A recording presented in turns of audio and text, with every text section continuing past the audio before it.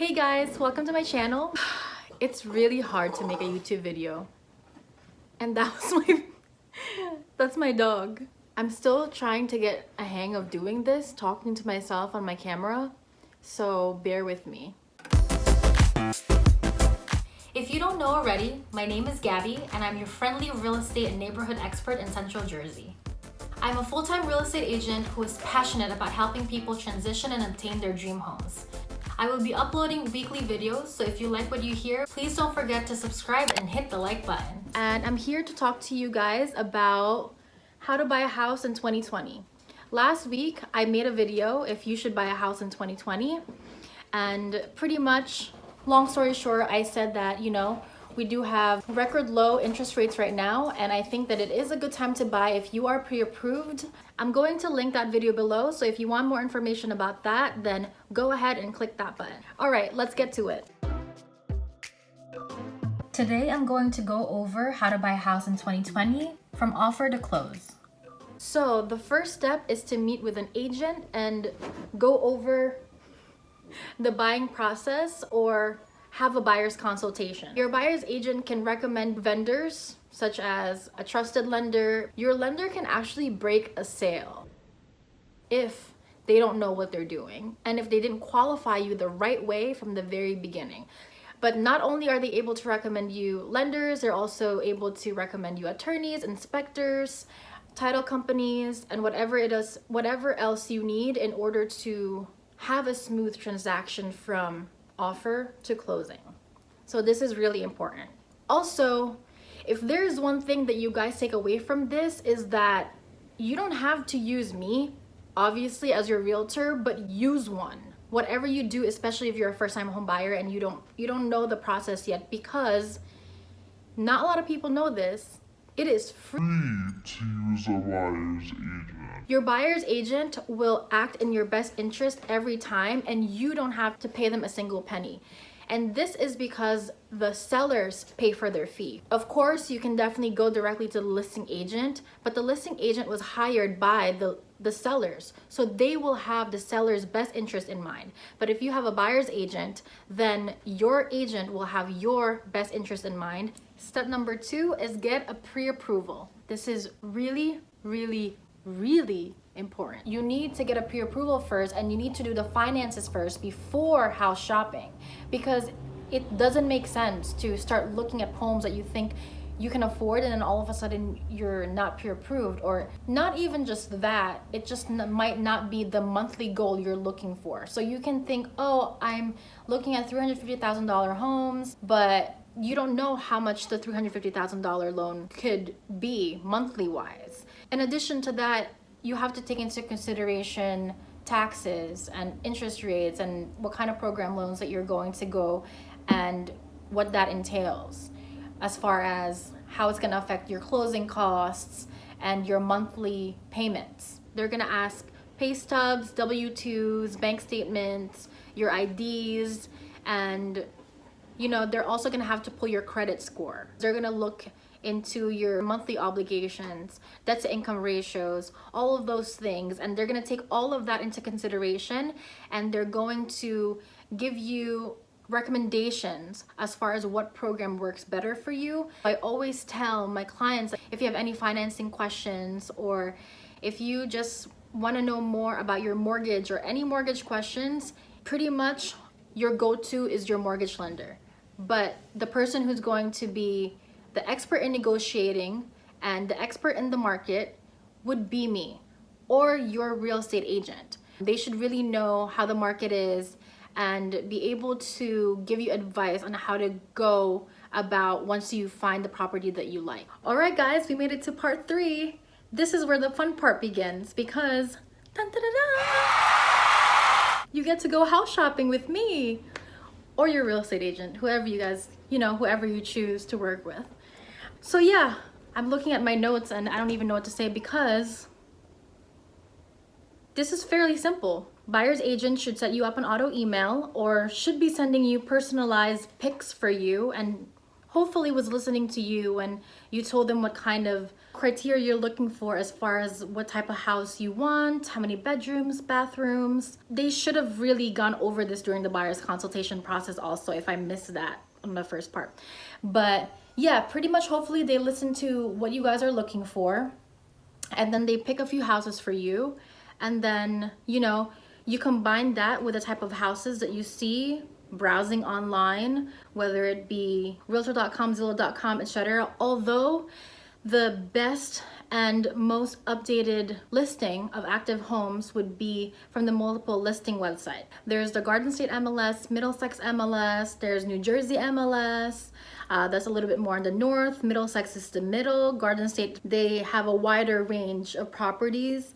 And there's a bunch more, Monmouth, Ocean, depending on what county that you're looking for. The multiple listing sites is where agents directly list homes, and that's also where they directly update status changes if a home is already under contract, if it's under attorney review, if it's temporarily withdrawn. Because sometimes Zillow does take a few days, sometimes only a few hours, but you look in there and you send it to your agent, and your agent will know right away if it's still active on the market or not, because it could look like it's active on the market on Zillow, but it actually isn't. I typically show about 3, maybe 5 houses per showing, just so you're not going and seeing just one house at a time, so you can kind of just like go and see a few. First of all, your agent should know the market already, so she should be able to be giving you little tidbits every time you walk into a property, such as, on average, this is how much a house is on a 3-bed, 2-bathroom house, and this actually has a finished basement. This just came on the market.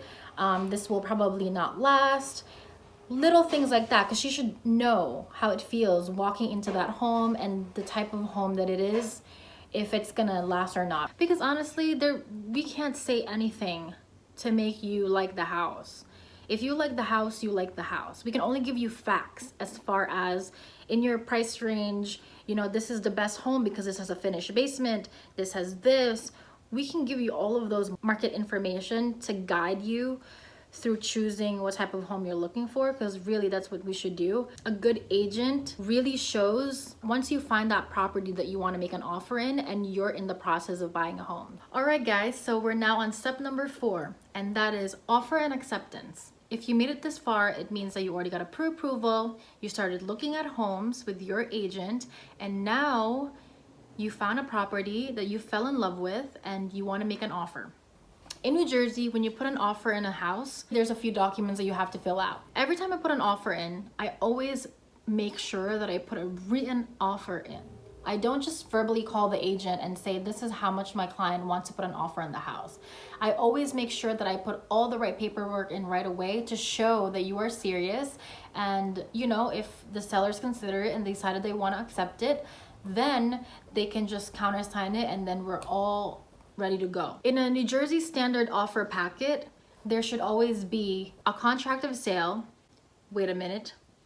Before I continue, we use a New Jersey standard contract of sale to put an offer in, but don't be fooled by the name contract, because we are in no way in contract yet. Pretty much you're just putting an offer on paper. And I always tell my clients that even though the New Jersey contract of sale form is fairly long, it's about 14 pages, what they should really pay attention to is the purchase price, which is how much they're offering for the house, the down payment, their loan program, the closing date, and mortgage commitment date. That's really the most important thing. That contract of sale are still going to be reviewed by your attorney once the sellers accept your offer.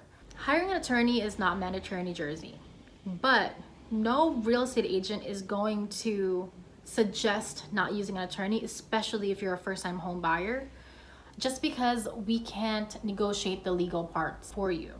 So your attorney is the one who's going to negotiate the legal aspects and go over the legal details of the contract of sale. And the other party will also have an attorney. So we got our offer accepted, and now is when the attorney review period starts. Like I said, you will have an attorney that will represent you, and they will go over all the legal aspects of the contract and make sure that they negotiate all of that for you with the seller's attorney. And then once they meet in the middle and they're both happy with, you know, what their clients are getting, then that's when we conclude attorney review. I guess we're on step 6. We are now under contract. Yay!